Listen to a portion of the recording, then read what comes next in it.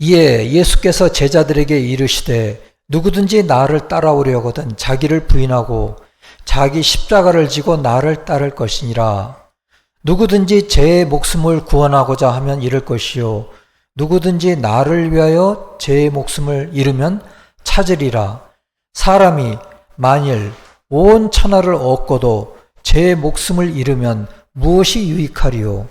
사람이 무엇을 주고 제 목숨과 바꾸겠느냐? 아멘. 말씀을 전해드리겠습니다. 천국의 비밀 8939번을 읽어드리겠습니다. 영원한 것이 존재합니다. 끝이 없는 것이 존재합니다. 그 이유는 거기에서의 것들은 신성으로부터의 있음을 가지기 때문입니다. 일시적인 것들은 있음이라는 말이 어울리지 않습니다. 세상에서의 있음은 끝이 있고 그 끝을 맞이하면 더 이상의 있음은 없습니다. 그러므로 영적 의미에서의 축복은 그것 안에 신성으로부터의 있음을 가진다는 것입니다. 그러므로 영원한 생명의 것들, 결과적으로 인애와 신앙에 속한 것들입니다. 그러니까 오늘 말씀은 우리가 이 일시적인 세상에 살지만 영원한 것이 존재한다는 것입니다. 그리고 이 세상의 것은 끝을 맞이하면 더 이상 없습니다. 하지만 영적 의미에서의 축복은 그 안에 신성으로부터의 있음을 가진다는 것입니다. 그러니까 영원한 생명의 것들은 그럼 무엇일까요? 결과적으로 인애와 신앙에 속한 것들이라는 말씀으로 오늘 나누고자 합니다. 오늘은 마태복음 16장 25절의 누구든지 제 목숨을 구원하고자 하면 잃을 것이요 누구든지 나를 위하여 제 목숨을 잃으면 찾으리라는 말씀을 나누고자 합니다. 그러니까 주님을 위하여 자기 목숨을 잊으면 찾으리라, 즉 영원한 생명을 찾으리라는 말씀을 하신 것을 나누고자 합니다. 이 말씀은 주님 사랑과 이웃 사랑을 위하여 우리의 유전학에 속한 자아 사랑과 세상 사랑을 포기하면 영적 구원을 받을 것이라는 말씀입니다. 우리는 행복을 추구합니다. 그러나 많은 사람이 행복하지 않습니다. 심지어 행복을 추구하다가 포기하고 행복 같은 건 없는 것이야 하고 냉소적이 되어갑니다. 그 이유는 무엇일까요? 그 이유는 잘못된 방향으로 행복을 추구하기 때문입니다. 세상적인 명예나 부를 추구하기 때문입니다. 또한 그렇게 얻어진 것은 일시적이고 피상적인 것입니다. 주님으로부터의 행복과 말씀으로부터의 지혜를 구해야 합니다. 다른 모든 즐거움은 아무것도 아니며 일시적인 것입니다. 그리고 일단 세상적인 목표를 얻게 되면 어떨까요? 더 얻고자 하는 욕망이 끊임없이 일어납니다. 그런데 이 세상에서의 삶이 끝나고 다음 세상에서는 이러한 욕망은 아무것도 아닌 것입니다. 천국의 비밀 8939장에서 말하기를 상대적으로 일시적인 것은 아무것도 아니다 라고 말하고 있습니다. 왜일까요? 왜냐하면 그것은 끝이 있기 때문입니다. 역사적으로도 그것을 우리는 알고 있습니다. 마태복음 16장 26절에서 말하기는 사람이 만일 온 천하를 얻고도 제 목숨을 잃으면 무엇이 유익하리요? 사람이 무엇을 주고 제 목숨과 바꾸겠느냐라고 말씀하셨습니다. 주님은 우리가 영원하지 않는 세상적인 즐거움에 우리 마음을 두기를 원하지 않으십니다. 주님은 우리에게 영원한 행복을 주기를 원하십니다. 하나님의 축복은 우리 인간에게 영원한 행복을 주는 것입니다. 왜냐하면 우리는 그렇게 창조되었기 때문입니다. 민수기 6장 24절에서 26장을 보겠습니다. 여호와는 내게 복을 주시고 너를 지키시기를 원하며, 그러니까 주님은 우리에게 복을 주시기를 원하시고 우리를 지키시기를 원하시는 것입니다. 여호와는 그의 얼굴을 내게 비추사 은혜 베푸시기를 원하며, 그러니까 주님은 주님의 얼굴을 우리에게 비추시고 또 은혜 베푸시기를 원하시는 것입니다. 여호와는 그 얼굴을 내게로 향하여 드사 평강 주시기를 원하노라 할지니라 하라. 주님은 주님의 얼굴을 우리에게 향하고 그리고 평화와 평강을 주시기를 원하는 것입니다. 이것은 이 민수기 6장의 말씀은 이스라엘 자손을 위하여 주님께서 축복하는 말씀입니다. 내적인 의미로는 주님의 말씀을 따르는 자들에게 주시는 주님의 축복이신 것입니다. 천국의 비밀 1735번에 가면 주님은 우주 안에 계신 사랑 자체이십니다. 그곳으로부터 생명이 나옵니다. 모든 것은 주님의 생명으로부터 나오는 것입니다. 사람이 이러한 주님의 사랑부터가 아니고 나 자신으로부터 산다 라고 생각하는 것은 감각으로부터의 환상이라고 말하고 있습니다. 환상이라고 말하고 있습니다. 주님의 사랑은 가장 높은 천국 위에 계시며 순수한 영적인 불입니다. 우리가 가까이 간다면 우리는 살아날 수 없습니다. 그러니까 순수한 영적인 불이기 때문에 또 가장 강렬한 영적인 불이기 때문에 우리 영혼이 가까이 간다면 우리는 살아날 수 없습니다.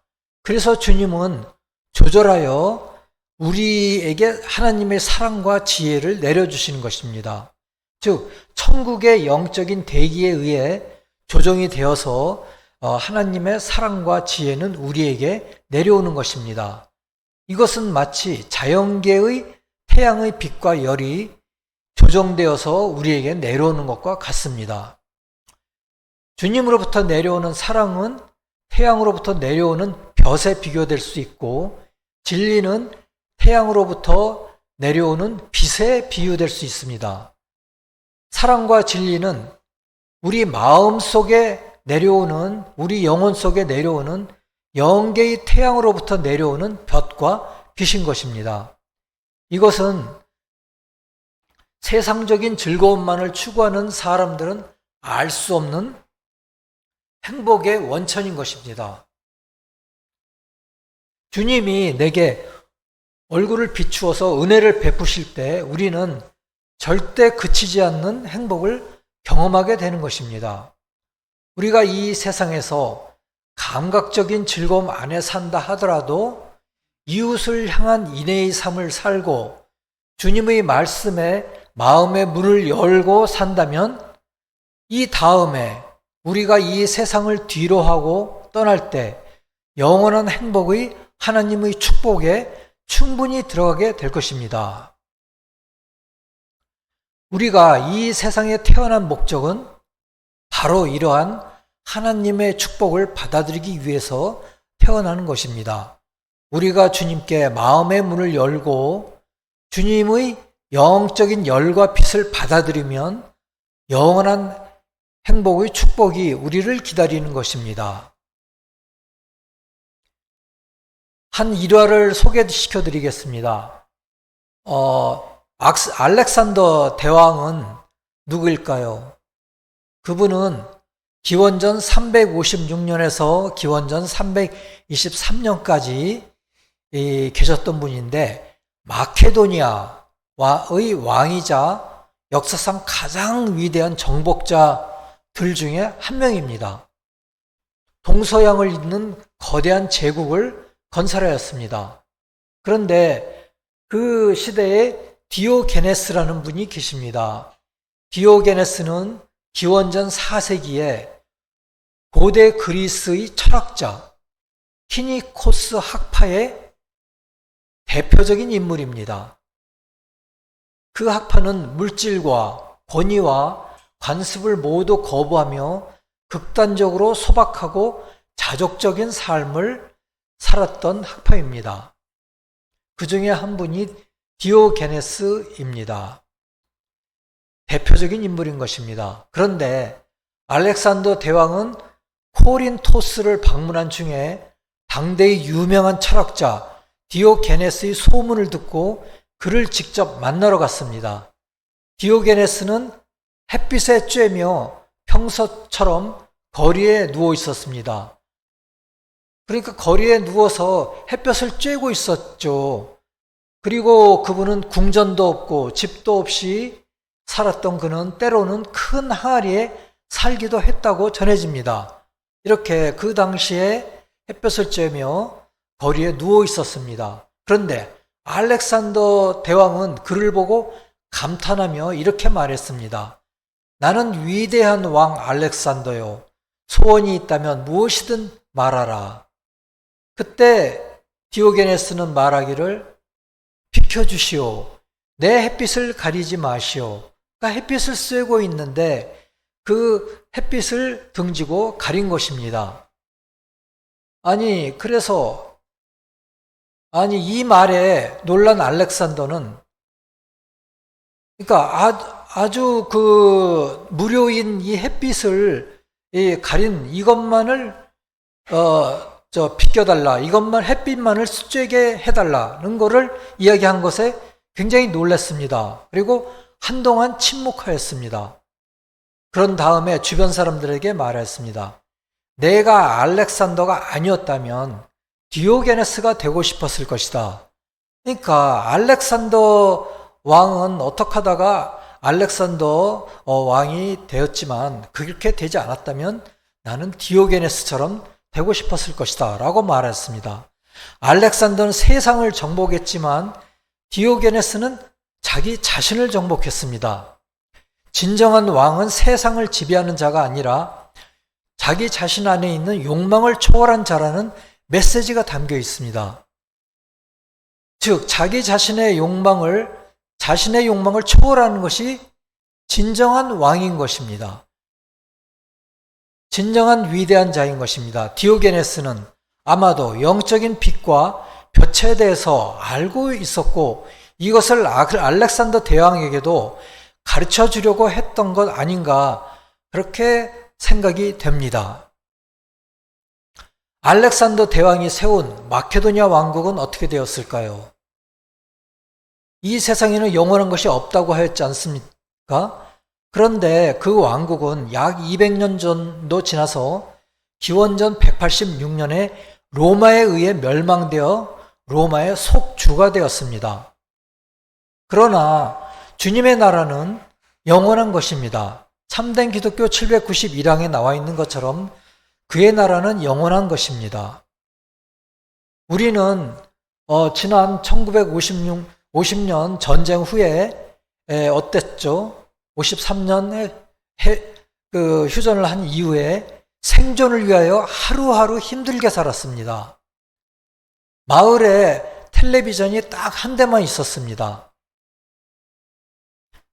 그런데 요즘은 어떻습니까?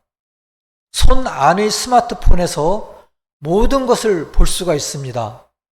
이럴 때 우리는 우리의 욕심과 교만함을 경계해야 합니다. 우리의 유전학을 경계해야 합니다. 마태복음 6장에서 주님께서는 말씀하셨듯이 보물을 하늘에 쌓아야 합니다.